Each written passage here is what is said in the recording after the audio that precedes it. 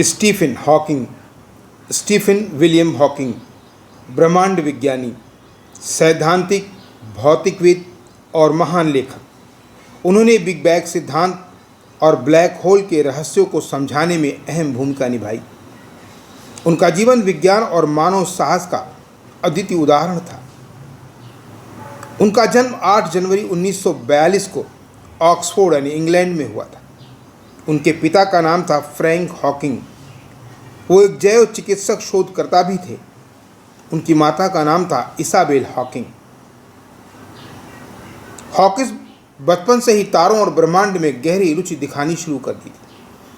वे पढ़ाई में शुरू से ही औसत छात्र माने जाते थे, लेकिन उनमें गहराई से सोचने की अद्भुत क्षमता भी थी। उन्होंने सेंट एम्बर्स स्कूल से और ऑक्सफोर्ड विश्वविद्यालय से गणित और भौतिकी की शिक्षा ली थी। पीएचडी कैम्ब्रिज यूनिवर्सिटी से की थी ब्रह्मांड विज्ञान पर। जब हॉकिंग मात्र 21 वर्ष के थे, तब उन्हें एएलएस नामक एक गंभीर न्यूरोलॉजिकल बीमारी हो गई।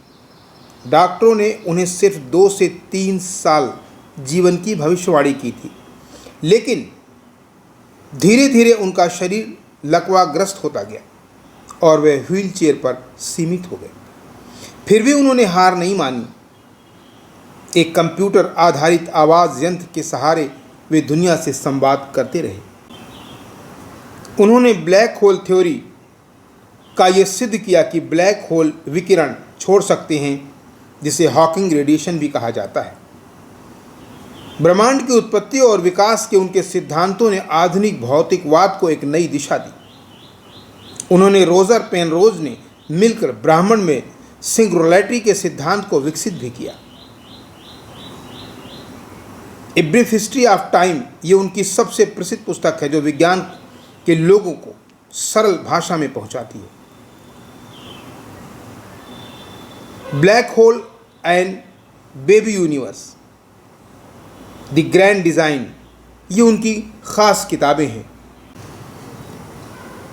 इन वैज्ञानिक सिद्धांतों को प्रतिपादित करने के लिए उन्हें कमांडर ऑफ ब्रिटिश एम्पायर का अवार्ड दिया गया, रॉयल सोसाइटी फेलो दी गई, अमेरिका का सर्वोच्च नागरिक सम्मान दिया गया। हॉकिंस को नोबेल पुरस्कार तो नहीं मिला, पर उनके योगदान को विश्व भर में सराहा गया। उनके व्यक्तिगत जीवन में जैन वाइल्ड से उनका विवाह हुआ था 1965 में। उनके 3 बच्चे थे, रॉबर्ट, लूसी और टिमोथी। हॉकिंस का पारिवारिक जीवन भी कई उतार और चढ़ावों से भरा रहा, पर वे एक समर्पित पिता और जीवन साथी रहे। 14 मार्च 2018 को कैम्ब्रिज इंग्लैंड में उनकी मृत्यु हो गई। स्टीफन हॉकिंग का जीवन इस बात का प्रमाण है कि शारीरिक सीमाएं मानव मस्तिष्क और आत्मा की उड़ान को नहीं रोक सकती। उन्होंने न केवल विज्ञान के क्षेत्र में दुनिया को नया दृष्टिकोण दिया, बल्कि लोगों को ये सिखाया कि जब तक जीवन है तब तक आशा है।